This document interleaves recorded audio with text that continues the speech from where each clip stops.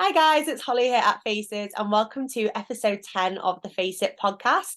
Today I am joined by the lovely Jemma Edwards, who is the founder and CEO of Delivering Demand.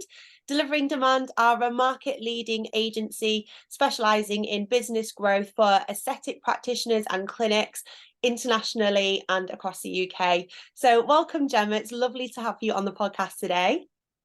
Thank you very much. Thanks for inviting me. Oh, you're more than welcome. So I absolutely love what you guys do, and you've gone through with me how your business works, case studies, how you've really elevated clinics and aesthetic businesses everywhere, really.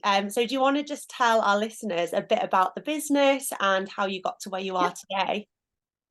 yeah, sure. We started the business, it's probably 7 or 8 years ago now, and it actually started by accident. Oh my gosh, okay. Because it was never my intention. I used to have a clinic. And as clinic owners will know, you work with a lot of companies. I've worked with a lot of marketing companies that just didn't get results. So I made it my mission to understand everything how to market a business, how to grow a business, how to get new clients, where they come from, where the best platforms are to market. And then it just grew organically because other people in the industry started to notice Yeah. and say, what are you doing? How are you getting more clients? So I started doing it for other people. I started doing it for other doctors that were offering treatments, or the dentists. And then just really got into it. I actually love doing it. I love the whole mechanics of it, how it works. Yeah.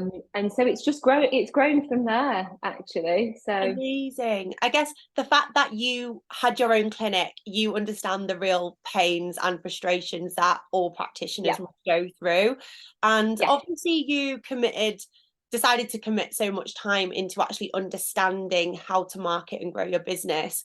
What would you say yeah, your kind of the secret is to it? Because not all practitioners are going to have the time, hence why they would potentially yeah. sign up to a service that you offer.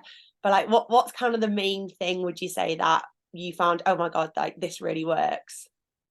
The secret, what to marketing, getting more clients? Are you Yeah, asking? Is that yeah, yeah? Okay. I suppose the real the real turning point for me, and I'll be honest, the where most of my clients came from was paid advertising, and that was the real turning point. And I honestly think that was that is a mindset. That is a change in mindset when you're doing paid advertising, because it's almost like some people think, how much is this going to cost me, rather than thinking, how much am I going to make from this? yes, Because the idea for advertising is that you put something into social media advertising, or you put something into Google, and you put £1 in. For every pound that you put in, how much are you getting back for that? So it's almost like you're gambling with the guarantee that you can get real returns on that investment. And yeah, that's been the real game changer, knowing that we can pretty much take on any service, put some paid advertising behind it, and get clients and get clients, not not it's get clients consistently and on a consistent basis, yeah, and knowing that you put that out there, and yeah, that's going to work. And over time, I think we've got um, tried and tested ads. We've got tried and tested copy that we know we pretty much guarantee we can put that out, and that's going to work, and you're going to get clients from that, rather than waiting and relying on word of mouth, yeah. which That's the obviously, thing, because I think so many practitioners, and I mean, I'm not a practitioner, but I wouldn't even know where to start with paid advertising. Like, it's such a minefield. yeah, You see paid ads all the time on social media, but I yeah, wouldn't know what post to put as a paid ad, how much to yeah, put it on, how long to put it on. And I think that's why I think a lot of practitioners are kind of scared of that, because to yeah, them, they are going to see it as that's money I'm investing, not money I'm going to yeah, make. Then they don't have that guarantee. Whereas obviously you and your team, you've I guess probably made mistakes by using paid Yeah. adverts, you know, when you Yeah, first and then that's started. how we learn. That's how we learn, you Yeah. know, and still now, you know, we can put something out and it might work well for one clinic and not so well for another. But I think where we've got so much experience now is we can say that didn't work for that reason, and we know what to tweak and we know what to Yeah. change. Yeah. So we know the certain metrics where, for example, if we put something out and it's not getting views or it's not getting impressions, we just know that that's not resonating with the local audience. Yeah. If they're not getting leads or they're not getting inquiries, again, is that that's an offer issue or it might be a creative issue. So over the years, we've tested so many different creatives. We've got a pretty good idea in terms of what works and what doesn't. Yeah, absolutely. Yeah, we've And, also filmed a lot. Sorry, what were you no, saying? you go. I was going to say we've done a lot of our own filming as well. So we've filmed a lot of our own creatives because in case a clinic hasn't got that, we can say, right, okay, we've got a bank of creative that we can potentially use for you if you don't have that. Yeah. So that's always the most difficult thing, is getting that right. 100%. And I think, especially if a practitioner is running a busy clinic, they don't have the time to like do filming, or they might not have another person to film for them. That's And very I think true. I'm sure a lot of practitioners can agree, even sometimes remembering to do before and after pictures is hard enough, let alone trying to, you know, get some really exciting content as well, and knowing how to do it and what they should be doing. Can you tell us a bit more about some of the clients that you work with then and some of the kind of success stories you've had? Yeah, sure. I mean, we worked with we're very lucky in the fact that the clients that we start working with, we generally work with them for a long period of time. I think because they know they're getting that return on investment. So we get to know them really, really well. I think our clients see us as almost a bit of a trusted advisor. So they might ring us and say, oh, I want to take on a new treatment. I want to take on a new machine. What do I do? What's working well? Or, you know, because it's an investment. It's scary, isn't it? These machines can cost so much money 100%. that they don't want to make a mistake. So they do see us as that advisor. We had a clinic, I'll give you a story. So we've got a clinic that we worked with for a very long time. That predominantly were laser hair removal clinic. And then they got a laser clinics moved kind of a couple of doors away from them, and they were worried that they were going to take a lot of their business and they couldn't rely on that one treatment to for the income anymore, so they needed to diversify. So he rang me and like, right, okay, I need something else, what can I do? So we talked it through, we decided on buying another machine, and then we had that responsibility of getting him clients for that. Yeah, you're like, treatment. oh my God, he's just spent all this money. Now we've got to make sure he makes that back. It was just like, it's like concern because, you know, he did go with what we recommended him to go with, and he bought it, spent a lot of money on it, and then I'm like, okay, now you need to get me clients for it. And luckily, thank goodness, the campaigns worked. He did very well from those campaigns, and he paid that machine off within 2 or 3 months. Oh, amazing. Which was really, really good. Lots of other clients. So in terms of the clinics that we work with, they range from people just starting out up to big chains of clinics, or clinics that have got maybe 25, 30 treatment rooms that have everything under one roof, from injectables to cosmetic surgery to dentistry. So we do work with a broad range and we do cater for everybody. Another clinic that we work with, that we started working with a few months ago, she was brand new. And I don't know what it is, but we seem to end up with a lot of clients that have maybe worked with a lot of other agencies before, and they've been a little bit burned. They've not necessarily got the results that they wanted for whatever reason. I'm not sure. And so Anna, a particular client, she came to us after working with a couple of other agencies, and she was really scared and really nervous. Yeah. She'd only got one machine. She was a brand new business, hadn't really got any clients. She was doing everything on a paper diary, didn't really have a system of managing the clients that she did have in. So she gave it another go. You know, credit to her, she gave it another go with us. and within 3 weeks, she'd gone from 0 to 17,000. Wow. In yes, but I mean, she'd taken honestly, she'd taken what we did, and to give her credit, she went with it. She was calling every lead back. She was on it. She was upselling courses. So yes, we gave her the platform or the initial boost to get those leads, but she's taken it. And it's so nice to see what she's done now, because she's got a system that she's managing all of her clients through. She's got all the automation sorted. So she's not spending her time messaging all the clients back every night. A lot of it's done for her. She's a lot more organized. She's bought more machines. She's employed more staff. And that's in the space of 3 months. So Wow. without ads, she would never have done that. Yeah. There's no way. And that's really nice to be able to help somebody that was struggling, I would say, and it might have taken years to get to where she is now, and she's managed to do that. Particularly having, gone to other agencies and failed, it's lucky that she actually had the faith and was like, right, I'm just going to try one last time with these guys. And, thankfully it wasn't a waste for her. You've really elevated her business. But I think I like what you said in terms of, she has put the work in as well. I think a lot of practitioners, as I'm sure you can agree, will sign up to an agency and sit back and expect clients to come through the door, but it's a lot more than that, isn't it? Obviously you guys put the work in, but the practitioner does have to as well. You've got to reply to leads, you've got to be following things up, all of those things. And I think a lot of practitioners maybe feel like if they're paying someone to do it, then they don't have to do anything. Would you agree? Completely agree. We're quite strict, I would say, with a lot of our clients, because we want it to work. Yes. If we're getting the leads, we want it to work, we want to convert them, we want them to come in as clients. And so we do give extra support. So we've got an account manager that links in with a lot of our clients every week to help in any areas that are stuck. She'll pick up on things that, if there's messages that are being missed, she'll pick up on that and just say, have you seen this? Have you seen this message?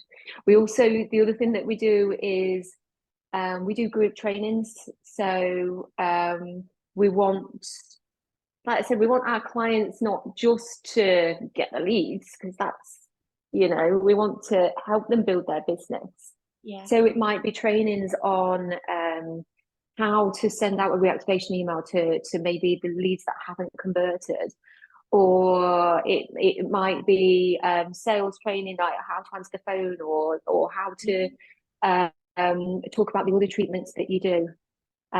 So yeah, that's part of what we do is a little bit of education around growing the business as well. Actually doing the treatment is such a small percentage of the business. And if you go and do your aesthetics training, you don't learn how to be a business owner. You learn how to inject. Nobody teaches you that stuff. Exactly. And you don't learn it in school either. So as much as doing the treatment is so important, so is actually, like you say, your client retention, learning how to sell to your clients and upsell if you are an academy as well. Yeah, but in an ethical way as well.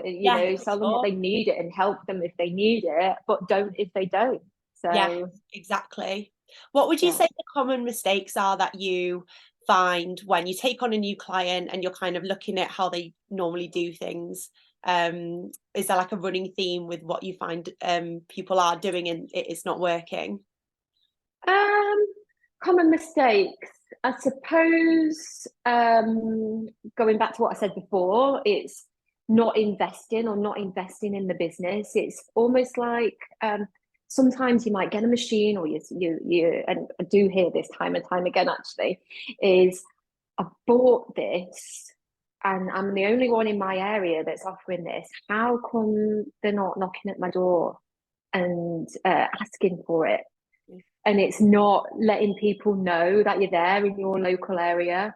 And it's maybe potentially relying upon organic social media. Now, organic social media, as we know, it's so busy. So many people are promoting their things that you need to kind of get yours noticed. And obviously the ads are a really good way to target people in your local area, because Facebook obviously try and limit the amount of people that see your posts. They want you to pay for advertising. So, you might have 1,000 people on your Facebook page, but not all of those are going to see your posts. So I suppose the first mistake is relying upon on word of mouth, your social media alone, and not actually investing.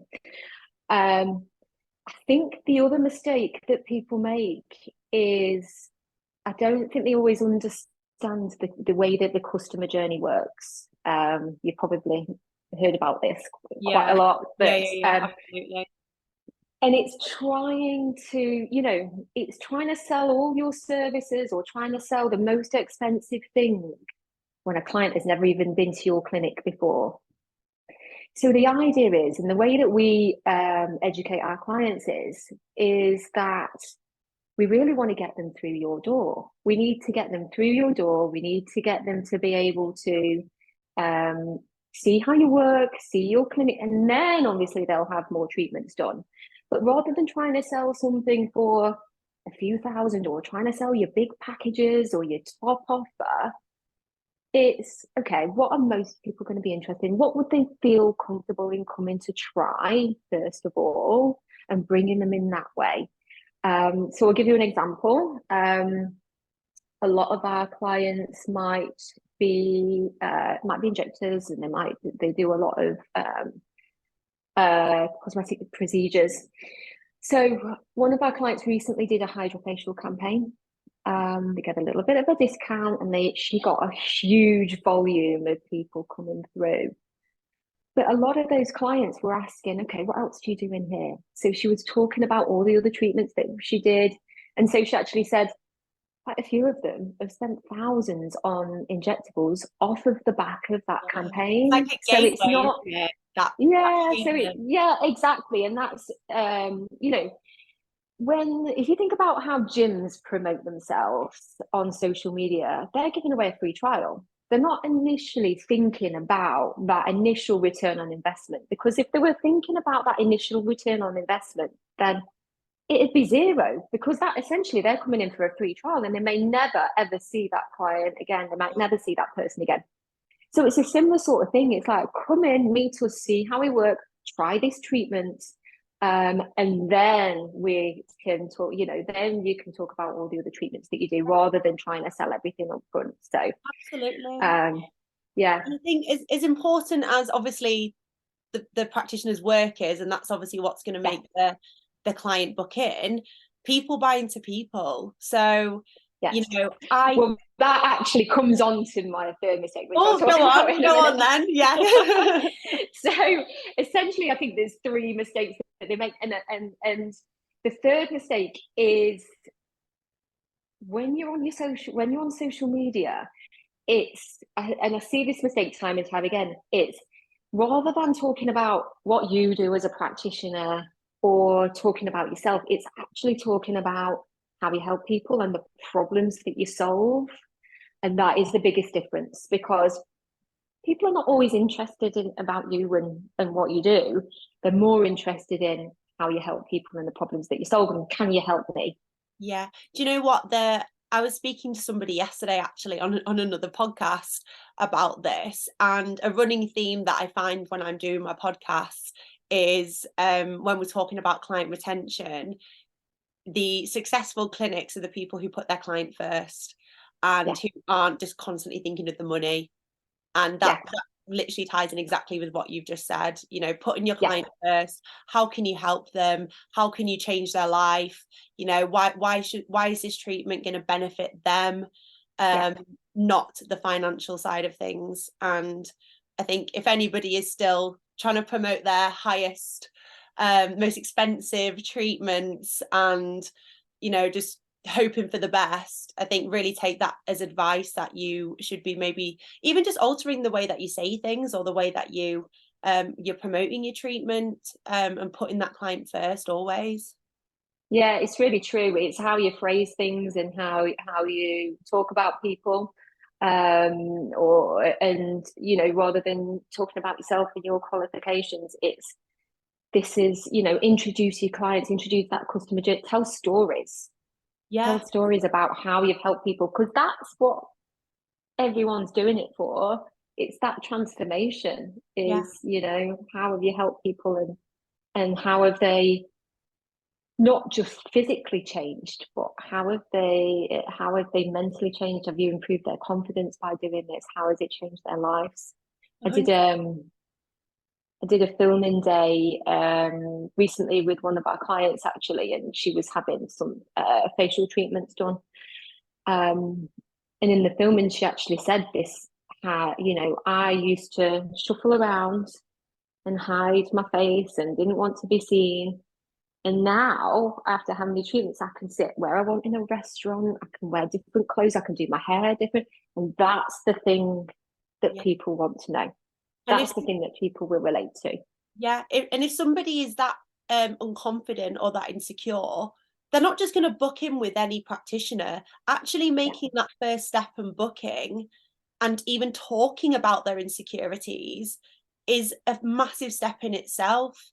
Yeah. So particularly for people, like that, or maybe they've never had an aesthetic treatment before, it is a huge thing. And I think a lot of Yeah. people are even nervous to even pick the phone up or send that message to book in. Yeah. I think you're right. I think, you get so used to, when you're working in the industry, you get so used to everything and what or you know exactly what all the treatments are, and you forget that people don't know. Some people are brand new; they've never set foot in a clinic before, they've never had a procedure done before. So that's why sometimes the starting off with a less invasive type treatment, they feel more comfortable.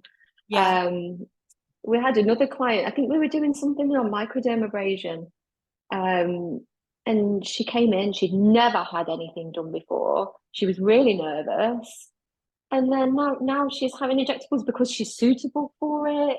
yeah, She feels more comfortable. She feels comfortable going into the clinic, but she initially went there for a microdermabrasion. So yeah, exactly. Once you've got that client through the door, that's when you can start to influence them and give them a treatment plan or, take them on their yeah, journey with aesthetics. I completely agree with that. It can be a skin peel or microneedling or a hydrofacial, something that yeah, is way less evasive. And then before you know it, they are going and kind of trying to look at Botox or dermal fillers. yeah, And that's where you can really create them a bespoke like treatment plan, can't you? yeah, absolutely, What would you say absolutely. are the treatments which are very much sort of up and coming this year? Because I think something that I find practitioners struggle with is sometimes knowing what they should be training in. And I think there's a lot of pressure around training in absolutely every treatment under the sun, and sort of not Yeah. knowing where to invest their money. So what would you say It's, people should it's be? true. It's really hard, isn't it? Because there's so much out there, and it must be so Yeah, overwhelming for patients and clients as well to know what to have done. And they don't know what everything is and what everything does. Of course, they yeah, don't. But I can only speak from obviously our point of view in terms yeah. of what we're seeing. Obviously, a lot of the treatments that we're marketing are things like your non-invasive treatments, like your microneedling, radio frequency is obviously very popular, any sorts of skin treatments. I think people are very interested in complexion treatments. I think people are very conscious that they don't necessarily want to use filters, or they don't want to slap a load of makeup on every single day. They want their skin to look nice. So that might be anything from pigmentation treatments to acne scarring treatments to acne treatments, and improve the overall condition of the skin. So we're seeing a lot of that. When we're running campaigns, we're noticing that campaigns that are focusing on specific conditions rather than the actual treatment themselves, they're working really well. That's So that's a it good might be point actually. Like, aging, acne, like rosacea. dark circles, Yeah, because that red client's then stains. going to go, oh my god, I've got that, or I'm insecure Yeah, about that. That's so true. Yeah, I've never thought of it And like those campaigns are working really well. So rather than saying, we offer this skin peel or this laser treatment, we're talking about the particular condition rather than what we're doing to solve it. We're talking about that, and that seems to catch a lot of people's attention. So I think it's a few things. It's the devices are always doing very well. So things like your microneedling, your skin peels, your fat freezing treatments, microneedling. What else do we do that's performing quite well? Also, I think the other thing, more and more, we're noticing, or we're doing campaigns for men. So I think men are getting a lot more conscious in terms of their appearance. So it's treatments for men, whether that be laser hair removal, whether that be skin treatments, or whether that's treatments for hair loss. So PRP, hair transplants, that sort of thing. Yeah. I think if you're not doing treatments that are specifically for men, or you're not marketing specifically for men, you're potentially missing out on a big percentage of that population. Yeah, because if I was a guy, let's say, and I was thinking, okay, I really want to get some anti-wrinkle injections now. Like my mates are getting it, and I've had a look. I'm not gonna book in with a clinic where I don't see any before and afters of men in there.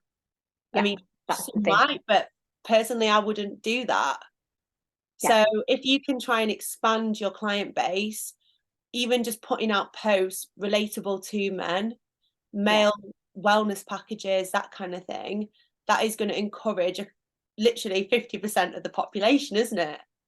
Exactly. And you're right, because you need to, you can't just put out before and after pictures of women and put pictures of women and expect men to come through the door, because they wouldn't feel comfortable. Yeah. It's about including that demographic in your marketing and showing before and after pictures of men and what they've had done, and targeting them specifically as well. Yeah. And even I'm just thinking now, even advertising for like a model day with men, that kind of thing, and kind of get them through the door at least, because once they're in your clinic, like we've talked about, they're going to feel more comfortable. They're going to book in for other treatments, but it's actually getting them in the first place, isn't it? Yeah, exactly. And I think they're more interested now because there's so much more available. Yeah. There's so many non-surgical options available that look so natural, that they're more interested in having things done. So that's definitely up and coming and a good area to get into, I would say. Yeah, absolutely. Those tips are so helpful, Jemma, so thank you. I personally think that the service that you offer is incredible, and for any practitioner, even if you're a larger clinic, even if you're just starting out and you are thinking, do you know what, I can't do this marketing on my own, I'm struggling getting my clients in, I personally think that they should be having a chat with you. Am I right in thinking you were offering a free trial with your services? We are, and the reason why we do that specifically is because of people that, like I said, a lot of people that we're working with have worked with other agencies before. They might be a little bit scared or a little bit put off to try it again because it's not worked for them, or for whatever reason. So for suitable clinics that, we only work with clinics that we're pretty sure that we can get results for. So yes, we do offer a 14-day free trial. Amazing. And where can they get in touch with you if you're interested in having a chat? So it's probably best to go on our website, which is deliveringdemand.com. Fantastic. And then you can go on there, and there's details on there to contact us. Amazing. I think that's really reassuring for any practitioner listening as well, that if you are not confident that you'd be able to help them, you simply would say, look, this isn't going to be the right thing. So I think for a practitioner, actually being able to hear that is reassuring, because you're not just going to be saying, oh yeah, we'll grow your business for you, and then potentially it's not going to work, or they're not the right business for you guys to work with. Yeah, absolutely. So we always have a call with everybody first of all, just to make sure that we're a good fit, that we think, yes, we can obviously help you grow your business.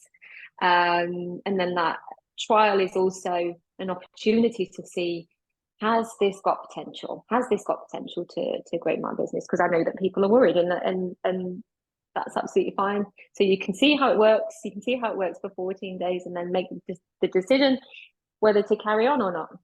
Yeah, absolutely. I think that's great. So anybody who's interested in having a chat with Jemma and her team, and seeing whether it would be something that you would like to bring into your business, please go to deliveringdemand.com and you can get in touch with her there.